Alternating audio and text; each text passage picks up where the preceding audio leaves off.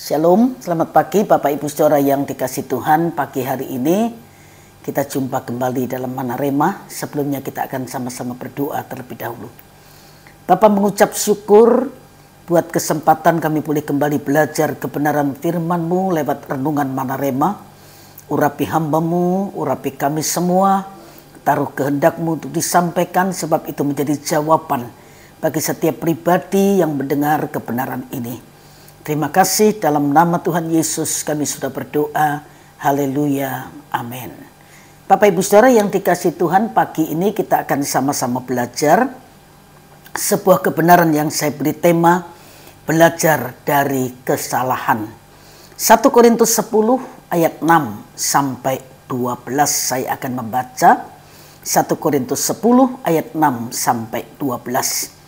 Semuanya ini telah terjadi sebagai contoh bagi kita untuk memperingatkan kita supaya jangan kita menginginkan hal-hal yang jahat seperti yang telah mereka perbuat, dan supaya kita jangan menjadi penyembah-penyembah berhala sama seperti beberapa orang dari mereka.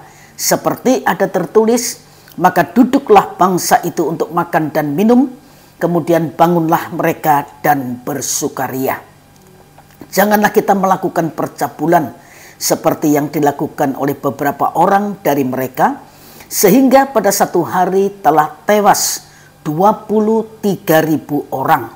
Dan janganlah kita mencobai Tuhan seperti yang dilakukan oleh beberapa orang dari mereka, sehingga mereka mati dipakut ular. Dan janganlah bersungut-sungut seperti yang dilakukan oleh beberapa orang dari mereka, sehingga mereka dibinasakan oleh malaikat maut. Semuanya ini telah menimpa mereka sebagai contoh dan dituliskan untuk menjadi peringatan bagi kita yang hidup pada waktu di mana zaman akhir telah tiba. 12. Sebab itu siapa yang menyangka bahwa ia teguh berdiri, hati-hatilah supaya jangan ia jatuh. Bapak Ibu Saudara yang dikasihi Tuhan, orang bodoh adalah mereka yang tidak bisa belajar dari kesalahannya. Orang ini jatuh ke dalam sebuah lubang, tapi di lain waktu jatuh lagi di lubang yang sama. Keledai saja tidak jatuh pada lubang yang sama 2 kali. Orang pintar adalah mereka yang bisa belajar dari kesalahan yang telah diperbuatnya. Orang ini pernah jatuh ke dalam sebuah lubang, tapi di lain waktu ia tidak jatuh lagi di lubang itu. Orang bijak adalah mereka yang bisa belajar dari kesalahan orang lain. Melihat orang lain jatuh ke dalam sebuah lubang, ia belajar agar ia tidak jatuh di lubang itu.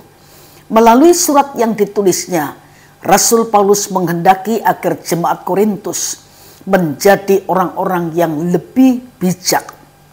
Jemaat Korintus harus bisa belajar dari kejatuhan nenek moyangnya, sehingga mereka tidak perlu jatuh lagi ke dalam lubang yang sama.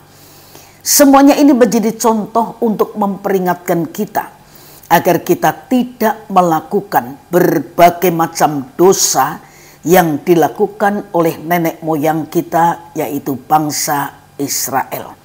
Ada 5 dosa yang telah dilakukan oleh nenek moyang bangsa Israel yang membuat mereka tidak bisa masuk ke tanah perjanjian. Yang pertama, melakukan perbuatan-perbuatan jahat. Yang kedua, menjadi penyembah-penyembah berhala. Yang ketiga, melakukan percabulan. Yang keempat, mencobai Tuhan. Dan yang kelima, bersungut-sungut. Akibat dari semua dosa itu sungguh mengerikan. Mereka ditewaskan di padang gurun. Bahkan dosa yang kelihatannya kecil dan sepele seperti bersungut-sungut telah membuat mereka dibinasakan oleh malaikat maut. Ayat 10 sudah kita baca. Nenek moyang Israel gagal masuk ke tanah perjanjian dan hanya Yosua dan Kaleb yang diizinkan masuk. Paulus sudah mengingatkan agar kita jangan sampai gagal masuk ke Kanaan rohani gara-gara melakukan seperti yang mereka perbuat. Jangan mengulang kesalahan yang sama. Sayangnya, bagi sebagian orang Kristen, peringatan Rasul Paulus ini dianggap angin lalu saja. Mereka merasa dirinya kuat dan tidak mungkin jatuh. Terhadap orang-orang seperti ini, Rasul Paulus mengingatkan, sebab itu siapa yang menyangka bahwa dirinya atau ia teguh berdiri, hati-hatilah supaya ia jangan jatuh. Bagi kita yang masih mendapat kesempatan untuk mendengar firman Tuhan yang masih terus mengingatkan kita, mari kita menjadi bijak agar kita bisa belajar dari kesalahan nenek moyang Israel dan tidak gagal masuk ke dalam kerajaan surga, supaya tidak menjadi sia-sia apa yang sudah kita lakukan di dunia selama ini. Firman Allah menjadi penopang kehidupan kita.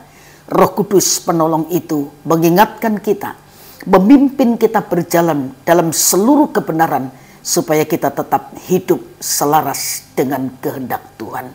Tuhan memberkati kita semua, Bapak Ibu Saudara sekalian, dan kita akan kembali berdoa. Mengucap syukur buat kebenaran firman-Mu yang masih mengingatkan kami, supaya kami tetap berjalan dalam kehendak Tuhan. Kami tidak menyimpang dari jalur kehendak Tuhan, agar hidup ini semakin berkenan, semakin memuliakan nama Tuhan, dan semakin jadi berkat untuk orang-orang yang ada di sekitar kami.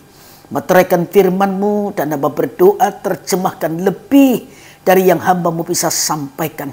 Dan Tuhan menolong aktivitas kami sepanjang hari ini. Kami yakin apapun yang kami lakukan yang sesuai dengan kehendak-Mu, Tuhan pasti memberkati dan membuatnya jadi berhasil. Dalam nama Tuhan Yesus Kristus kami sudah berdoa. Haleluya. Amin. Tuhan memberkati Bapak Ibu Saudara sekalian, dan selamat pagi.